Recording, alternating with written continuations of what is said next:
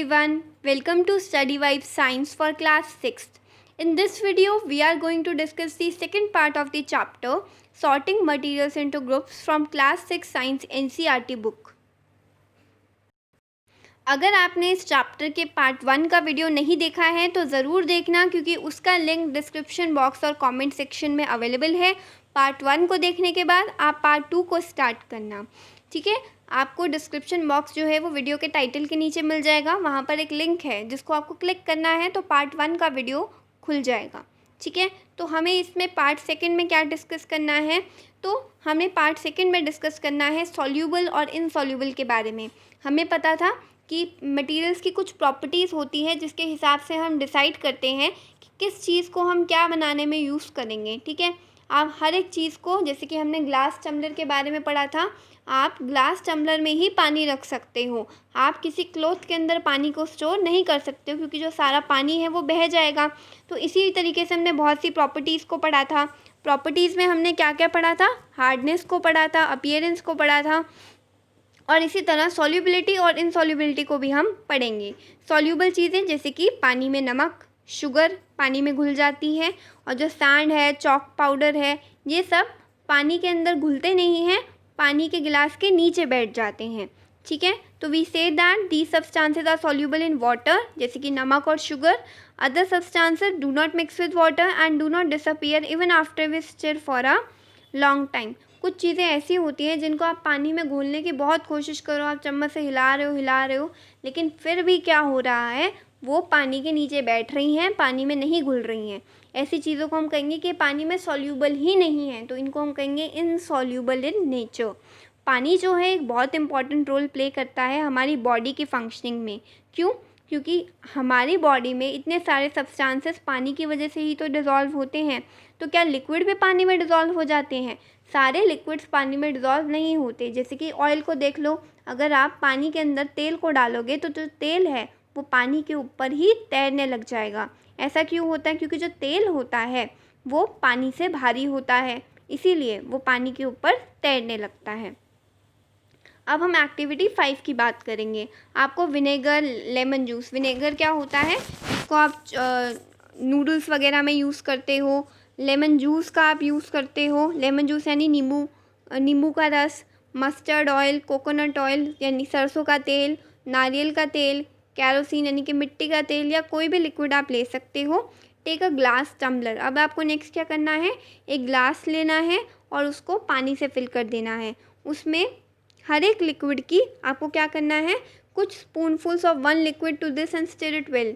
आपको क्या करना है, इसमें कुछ चम्मच हर एक लिक्विड का डालना है और 5 मिनट तक के लिए रुक जाना है, ठीक है। आपको ये देखना है कि कौन सा लिक्विड पानी में कैसा रिएक्ट कर रहा है, वो घुल रहा है, नहीं घुल रहा है। और ये आप अदर लिक्विड्स के साथ अलग अलग टम्बलर में करके देख सकते हैं। हर एक पानी के गिलास में अलग अलग लिक्विड के 2-3 चम्मच डालो और ये देखो कि वो पानी में घुल रहा है, पानी के नीचे बैठ रहा है, या पानी के ऊपर तैर रहा है।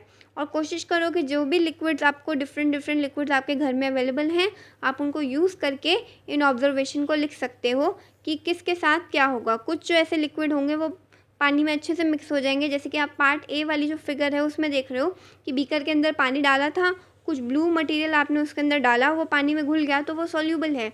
और जो नेक्स्ट था वो पानी के अंदर नहीं घुला, वो पानी के ऊपर एक मोटी लेयर बना रहा है। जो बी पार्ट है उसमें आपने क्या किया है, पानी के अंदर ऑयल डाला है, और जो ऑयल है वो पानी के ऊपर तैरता है और उसकी अलग लेयर बन गई। ये पानी के साथ मिक्स नहीं हुआ, ये पानी के साथ नहीं घुला। तो हमें एक्टिविटी 5 का क्या रिजल्ट मिला, हमें ये एक्टिविटी दी गई थी कि हमें सॉल्युबिलिटी चेक करनी थी कुछ कॉमन लिक्विड्स की पानी में। और ये जो सॉल्युबिलिटी थी उसके चेक का जो रिज़ल्ट है वो क्या आया कि जो विनेगर है, यानी कि जिसको आप चाउमीन में भी यूज़ करते हो, नूडल्स में भी यूज़ करते हो, और जो लेमन जूस है यानी कि नींबू का रस, ये पानी में एकदम घुल जाते हैं। जबकि कोकोनट ऑयल या किसी भी तरह का ऑयल होगा, मस्टर्ड ऑयल है, सरसों का तेल है, ये कैरोसिन है यानी मिट्टी का तेल है, ये सब क्या करेंगे, पानी के ऊपर फ्लोट करेंगे, पानी के ऊपर तैरेंगे। तो यहाँ पर बूजो क्या कह रहा है कि हमने नोटिस किया कि some liquids get completely mixed with water, और कुछ लिक्विड्स ऐसे हैं जो पानी के साथ मिक्स ही नहीं होते हैं और अपनी एक सेपरेट लेयर बना देते हैं, जैसे कि पानी के ऊपर ऑयल की एक सेपरेट लेयर आपको दिखने लगती है। अब बूजो क्या कहता है कि हमने एक्टिविटी 5 में जो लिक्विड्स लिए हैं आप उनको चेक करो, उनको पानी के साथ अच्छे से घोलने की कोशिश करो, और किसी ऐसे लिक्विड में भी यूज़ करके देख सकते हो पानी के अलावा कि वो उसमें घुलते हैं या फिर नहीं घुलते। और पहेली का क्वेश्चन क्या है बूजो से कि एक बात बताओ Boojho, she is curious to know कि whether gases also dissolve in water, क्या गैसेज भी पानी में घुलती हैं। गैसेस जैसे कि ऑक्सीजन गैस के बारे में हमने पढ़ा है। ऑक्सीजन गैस हम अपनी बॉडी में इनहेल करते हैं, हम सांस लेते हैं तो ऑक्सीजन अपनी बॉडी के अंदर लेते हैं। क्या ऑक्सीजन पानी में घुल सकती है? तो इसका आंसर है येस, ऑक्सीजन पानी में घुल सकती है और घुलती भी है। पानी में डिज़ोल्व्ड ऑक्सीजन होती है, जिसकी वजह से जितनी भी फिशेज़ हैं, एक्वाटिक एनिमल्स हैं, वो पानी के अंदर सांस ले पाते हैं। पानी के अंदर जो मौजूद ऑक्सीजन है, जो कि डिज़ोल्व्ड ऑक्सीजन है, घुली हुई ऑक्सीजन है, वो उसी को तो इनटेक कर रहे हैं, उससे तो रेस्पिरेशन का प्रोसेस कर रहे हैं। तो yes, gases can also dissolve in water. और अलग अलग गैस का अलग अलग होता है कि कुछ गैस जो है वो पानी में बहुत अच्छे से घुल जाती है और कुछ गैसेस नहीं घुलती। तो जो ऑक्सीजन डिज़ोल्व होती है पानी के अंदर, उसकी वजह से जितनी भी फिशेज़ हैं वो पानी में सांस ले पाती हैं। Some gases are soluble in water whereas others are not. कुछ गैसेज ऐसी हैं जो पानी में घुल जाती हैं, कुछ नहीं घुलती। Water usually has small quantities of some gases dissolved in it. पानी में खुद में भी कुछ थोड़ी थोड़ी गैसेस डिज़ोल्व रहती हैं। फॉर एग्जांपल ऑक्सीजन गैस तो पानी में डिज़ोल्व होती है, जो पानी में रहने वाले एनिमल्स हैं और प्लांट्स हैं उनके सर्वाइवल के लिए बहुत ज़रूरी है। तो ये जो क्वेश्चन है ये इंपॉर्टेंट है, जो पहेली ने पूछा है, आपको इसको अच्छे से याद करके जाना है एग्ज़ाम के लिए कि क्या गैसेस पानी में डिज़ोल्व होती हैं। तो आपको यहाँ पे लिखना है yes, gases can also dissolve in water. और एग्जाम्पल में आप क्या दे सकते हैं, ऑक्सीजन गैस का आप एग्जाम्पल दे सकते हैं।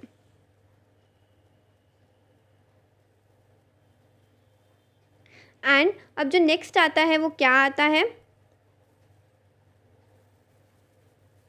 ऑब्जेक्ट्स में फ्लोट और सिंक इन वाटर। कुछ ऑब्जेक्ट्स ऐसे हैं जो पानी के अंदर फ्लोट भी कर सकते हैं, पानी के ऊपर तैर भी सकते हैं, और सिंक यानी कि पानी में डूब भी सकते हैं। एक्टिविटी 4 करते हुए आपने ये देखा होगा कि जो भी पानी में सॉल्यूबल नहीं होते वो पानी से हटकर एक अलग लेयर बना लेते हैं। आपने ये भी नोटिस किया होगा एक्टिविटी 5 में कि कुछ मटेरियल्स ऐसे हैं जो पानी में घुलते ही नहीं हैं, वो पानी के ऊपर तैरने लग जाते हैं। कुछ ऐसे भी होंगे जो टम्बलर के नीचे बैठ जाएंगे। आपने बहुत से एग्जाम्पल्स देखेंगे, जब आप इस एक्टिविटी को आप अपने घर पे भी परफॉर्म कर सकते हो तो आपको समझ में आएगा। अब देखिए, dried leaves fallen on the surface of a pond, a stone that you throw into this pond, few drops of honey that you let fall into a glass of water, what happens to all of this। यहाँ पे आपने क्या किया है, आपने एक activity करके देखी है। क्या करके देखा है, आपने एक पानी का एक बीकर लिया है, उसके अंदर आपने पानी डाला है, उसके बाद आपने अलग अलग चीज़ों को डाल के रखा है, जिसकी ड्राइड लीव्स, एक सूखी हुई पत्ती को डाल दिया, तो सूखी हुई पत्ती बहुत हल्की होती है तो वो पानी के ऊपर तैर रही है, ठीक है। और इसी तरीके से आइस अगर आप रखोगे, आइस को पानी में डालोगे तो आइस भी क्या करेगी, फ्लोट करेगी। जबकि जो कीज़ हैं, कॉइन्स हैं, ये सब जो है ये पानी के नीचे बैठ जाएंगे, क्योंकि इनकी डेंसिटी ज़्यादा है, इसीलिए ये भारी भी हैं और नीचे बैठ जाते हैं। Boojho would like to give him 5 examples each of objects that float and those that sink in water. तो यहाँ पर आप अपने दिमाग में सोच सकते हो कि कौन से ऑब्जेक्ट्स ऐसे हैं जो पानी में फ्लोट करते हैं और कौन से सिंक यानी कि डूब जाते हैं, और आप इनको चेक कर सकते हो खुद से एक्टिविटीज़ करके। फिर आते हैं हम ट्रांसपेरेंसी पे। ट्रांसपेरेंसी का मतलब होता है पारदर्शिता। पारदर्शिता यानी किसी चीज़ के आर पार देखना। You might have played the game of hide and seek. आप सबने वो हाइड एंड सीक वाला गेम तो खेला होगा, जिसको आप क्या कहते हैं, छुपन छुपाई भी कहते हैं, वो हाइड एंड सीक होता है। Think of some places where you would like to hide so that you are not seen by others. आप क्या करते हो, हाइड एंड सीक गेम खेलते दौरान आप ये देखते हो कि आपको कहाँ छुपना चाहिए जहाँ कोई आपको देख ना पाए। Why did you choose those places. आप ऐसी जगहों को क्यों चूज़ करते हो। Would you have tried to hide behind a glass window. क्या छुपन छुपाई खेलते समय आप किसी जो शीशे की जो खिड़की होती है उसके पीछे छुपे हो। शीशे की खिड़की के पीछे छुपोगे तो आप आराम से कोई भी आपको देख लेगा और फिर आप पकड़े जाओगे? Obviously not, as your friends can see through that and spot you. अगर आप किसी ग्लास विंडो के पीछे खड़े होगे तो ग्लास जो है वो ट्रांसपेरेंट होता है, आपके फ्रेंड्स जो हैं वो आपको ग्लास के पीछे से देख लेंगे और आपको पकड़ लेंगे, ठीक है। Can you see through all the materials, क्या आप सभी ऑब्जेक्ट्स के आर पार देख सकते हो? आप अपनी नोटबुक अपनी आंखों के आगे रखो और उसके दूसरी साइड पर देखने की कोशिश करो तो आप नहीं देख पाओगे, लेकिन ग्लास के साथ ऐसा होता है, आप ग्लास विंडो की दूसरी साइड आराम से देख पाते हो। Those substances or materials through which things can be seen are called transparent. तो ट्रांसपेरेंट आप किस चीज़ को कह सकते हो? ट्रांसपेरेंट आप उस चीज़ को कह सकते हो जो कि क्या है, those substances or materials which can be seen are called transparent, जिनमें से आप देख सकते हो, जिनके आर पार आप देख सकते हो, वो ट्रांसपेरेंट है। जैसे कि ग्लास है, वाटर है, एयर है, कुछ प्लास्टिक्स हैं, ये सब क्या है, ट्रांसपेरेंट मटेरियल्स के एग्जाम्पल हैं। Glass, water, air and some plastics are the example of transparent materials, ठीक है। शॉपकीपर्स आपने देखा होगा, जितने भी शॉपकीपर्स होते हैं वो क्या करते हैं, अगर आप दुकानों पर जाओ तो जो बिस्किट होते हैं, नमकीन होती है और जो स्वीट्स वगैरह होते हैं उनको ट्रांसपेरेंट कंटेनर्स में या ट्रांसपेरेंट जार्स में दिख सकते हैं, ताकि क्यों रखते हैं वो ऐसा उसमें, ताकि जो भी ख़रीदार हो या जो भी बायर हो या आप लोग आराम से देख सको कि उस डब्बे के अंदर क्या है। जो टॉफ़ीज़ होती हैं वो भी ऐसे ट्रांसपेरेंट जार्स में होती हैं, ताकि आप उसको देखकर थोड़ा सा अट्रैक्ट आप हो जाओ और उनको ख़रीद लो।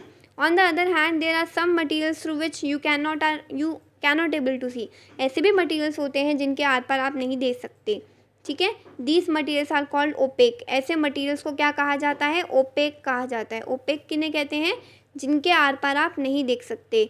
You can not tell what is kept in a close wooden box, अगर एक बंद वुडन बॉक्स आपने लिया है, आप उसके आर पार नहीं देख सकते हो, आप नहीं बता सकते हो उसको खोले बिना कि उसके अंदर क्या है।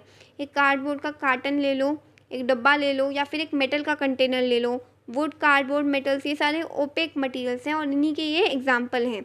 जो वुड है, कार्डबोर्ड है और मेटल्स हैं, ये सब क्या हैं, ओपेक मटेरियल्स हैं। ओपेक से याद रख लो कि आप इनके आसपास नहीं देख सकते हो, इनके आर पार नहीं देख सकते हो जब तक आप इनको खोल ना लो, ठीक है।